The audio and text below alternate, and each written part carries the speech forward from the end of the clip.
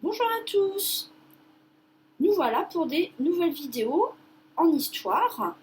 J'espère que vous passez tous de bonnes vacances, moi aussi. Alors, c'est un petit peu compliqué pour s'organiser, pour travailler, puisque je ne suis pas chez moi, comme vous le voyez. J'espère que vous passez des bonnes vacances, malgré les circonstances qui sont un petit peu particulières cet été. Depuis ce printemps, c'est un peu compliqué. Donc, nous voilà pour le XVIIIe siècle. Alors, comme d'habitude, vous avez la fiche de document. Et le XVIIIe siècle, je le partage entre 1715 et 1789. Pourquoi ces dates? Donc 1715, puisque c'est la mort de Louis XIV, nous avons étudié précédemment le XVIIe siècle et le règne de Louis XIV, qui meurt donc en 1715, et je le termine à l'année 1789, puisque c'est l'année où commence la Révolution française. Donc, nous allons étudier essentiellement les règnes de Louis XV et de Louis XVI. Qu'est-ce qui va se passer pour ces rois? Pour l'introduction, je vous fais un petit résumé du règne de Louis XIV avec l'établissement de la monarchie absolue. Louis XIV a su imposer un pouvoir absolu, c'est-à-dire qu'il n'a de compte à rendre à personne.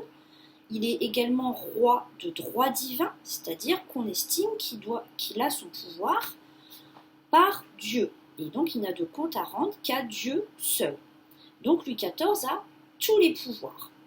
Et tous ceux qui s'opposent au roi, à Louis XIV, n'ont pas d'autre solution que de s'exiler, s'ils ne veulent pas partir en prison ou aller aux galères, ramer sur des bateaux. C'est une punition très sérieuse, et c'est pour toute sa vie. Donc les opposants doivent s'exiler dans les pays protestants essentiellement, en Angleterre, aux Pays-Bas et également en Allemagne, ce qui va être plus tard la Prusse. Donc Louis XIV s'est créé beaucoup d'ennemis en Europe, puisqu'il n'a pas cessé de faire des guerres tout le long de son règne, et lui-même, en mourant, a considéré qu'il avait fait trop de guerres et il a demandé au futur Louis XV, son arrière-petit-fils, de ne pas l'imiter pour éviter les guerres, puisque les guerres appauvrissent le peuple. D'accord, appauvrissent les peuples, les Français, et évidemment le reste de l'Europe.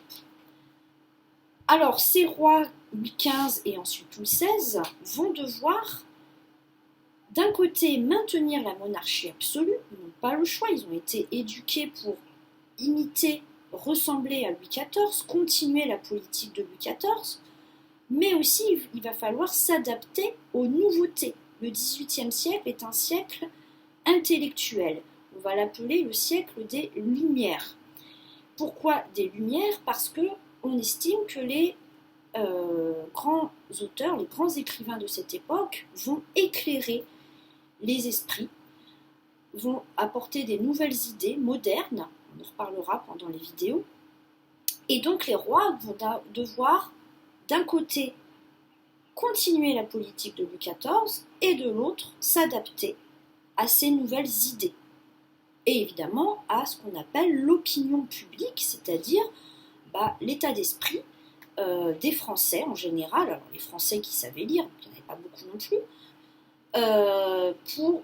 qui veulent, eux, des changements politiques, pouvoir penser comme ils veulent, ce qui n'était pas possible sous Louis XIV. Et au XVIIIe siècle, ces Français vont vouloir, eux, penser comme ils veulent. Et ça va être très compliqué à accepter pour les rois Louis XV et Louis XVI. On en reparlera. Vous avez toujours la fiche de document, donc en premier, vous avez la frise chronologique, nous sommes en plein temps moderne, enfin nous sommes à la fin des temps modernes, puisque les temps modernes s'arrêtent à 1789, c'est pour ça que c'est une date importante. Vous avez l'arbre généalogique des Bourbons, donc on s'était arrêté à Louis XIV, et là nous allons donc étudier le règne de Louis XV en premier, donc c'est l'arrière-petit-fils de Louis XIV, et Louis XV a évidemment lui-même des enfants, on y reviendra, des petits-enfants, etc. Et ce sera donc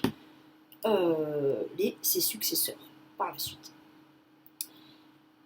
Je vous retrouve dans une vidéo qui parlera donc du début du règne de Louis XV. À 18,